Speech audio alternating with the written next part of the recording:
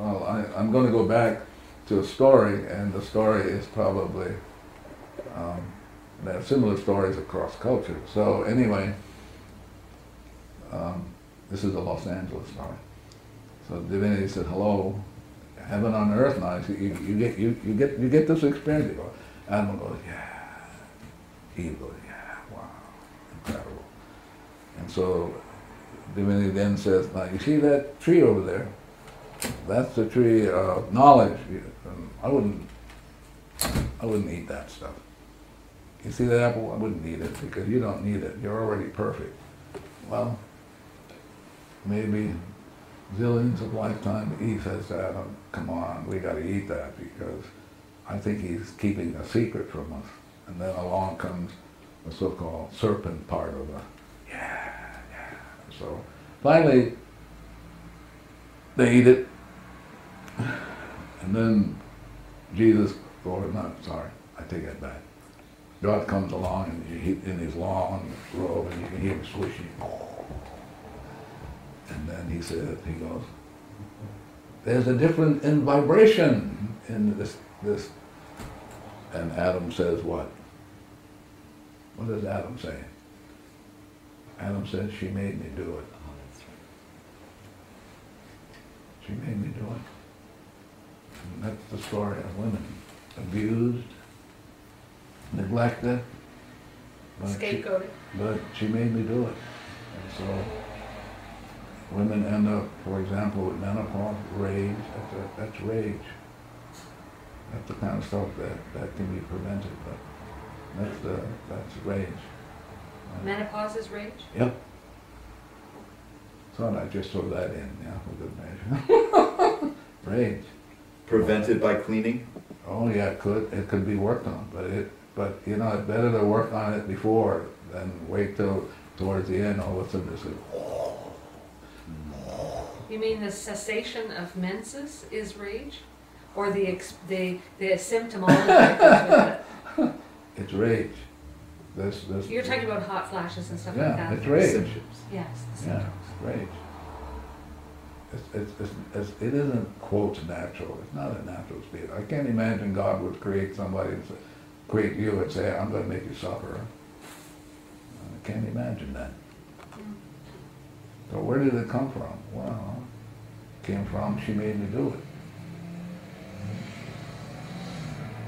So we have a lot of Ho'oponopono. You got more than a lot. Yeah. So that's women's rage towards men. What about men's rage towards women? Well, but see now you're moving in a way. The question I would ask if I were a woman, what's going on in me that I can clean this thing up? As opposed to looking outside and say, why did you do that to me? And you should get your act together. Yeah, actually, sorry, Rick. One of the questions that crosses my mind is, why is it that we have that degree of rage towards each other, fellow human beings? But you're speaking data. You're engaged. You're wrapping yourself as opposed to you can let it go. I love you. Thank you. Whatever you can. I love you. But we have an addiction. The addiction is so intense. We grab things. How come? Have you ever read Chekhov, the Russian short story? That's the theme in all of his stories. How come? Why? Why did they cut down that forest? Why are they doing that? Why is it that we can't get along? Why is it that we suffer when if we were friends, everybody would profit from this? Well, the why is it's old data playing, and we're stuck in it. Yes. And if you grab it like the Greeks do, we're gonna analyze it like I was trained when I got a PhD at University of Iowa. You're gonna grab it and try to make sense of it. You can't. 11 million for which you are clueless. And so the idea is Jesus, Moses, all these great sages come along to hello, let's go. So have you set aside your analytical processes? No, you see, I'm still here. What are you talking about? Yeah, I'm still here. If I had let that all go, I wouldn't be here. You wouldn't be here either. If you were going to ask you a really rich question. What question would you ask yourself? Who am I? And how would you answer it? I am infinitely zero. I'm an exact copy of the source, the infinite. I'm an exact copy. That means I'm perfect in every way. My problem is not me. My problem is the data in me. Are you an individuated perfection? What does that mean? Do we have any individuated aspects? One more time? Did God create us individually? Yeah, of course. So God created you, and your rhythm is very different from hers. Your rhythm is different from the chair, of course. And so even at zero limits, I still have a rhythm that is unique Absolutely. to this. And you have a rhythm for which then you have a certain purpose for which only you can fulfill. And if you don't fulfill it, then we're all stuck. Yeah.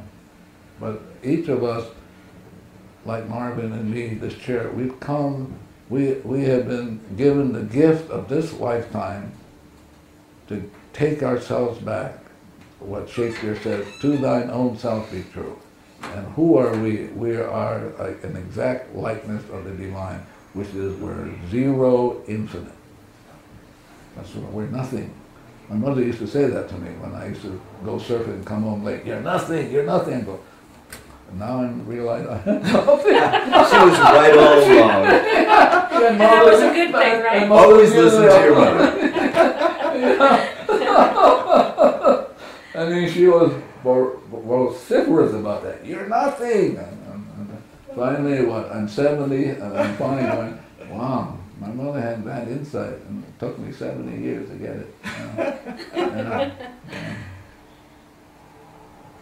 Is this, I know that this is a revised version of Ho'oponopono that you work with, and I'm wondering whether or not the method that existed, and I have a small familiarity with the previous version of Ho'oponopono. Tell me what the previous version is. My understanding of it is that a group of people would get together if there were misunderstandings among them, and there would be a person standing in as a facilitator, and it would depend upon that. More like a guard. Oh, okay. The guard would ensure that a smooth process unfolded so that people would come to some kind of understanding. Yeah. In some workshops that I've taken that have been about Huna and There's no such thing as Huna. oh, there isn't. No. That's made up by some white person. Oh, really? Yeah. Yeah. Go ahead. I'm sorry. Well, I was wondering if in the previous version, the earlier version of Ho'oponopono, before Hawaii was infiltrated by foreigners, Visited by foreigners, Yeah. if you think that perhaps things were different then Well, if a society evolved that was perhaps more enlightened. listen, if you look at across the culture, across all the cultures that we have in this great village called mankind, you will find only two models, and one model is very rare, and that model is you got to go talk to a guru to get to talk to the divinity, right? Right. This one you can talk directly. You don't need a guru, you don't need a coach, you don't need a master, you don't need any of those. You don't even need, if I'm angry with him, I don't need him because the anger is in me. Right. So why would I? So the thing I liked about this when I heard about it 20-something years ago was, wow, it's just my own stuff, and I can go directly to divinity who can erase it, you know? Yeah. So the Ho'oponopono that we teach, you're on your own, but you got a good coach called God. Yeah. You can talk directly, and only that force in you can erase. There's no guru, there's no master, there's no pope, there's nobody can erase. Only the divinity in you can do that. So I'm going to talk to why should I go to an in-between? A wholesaler.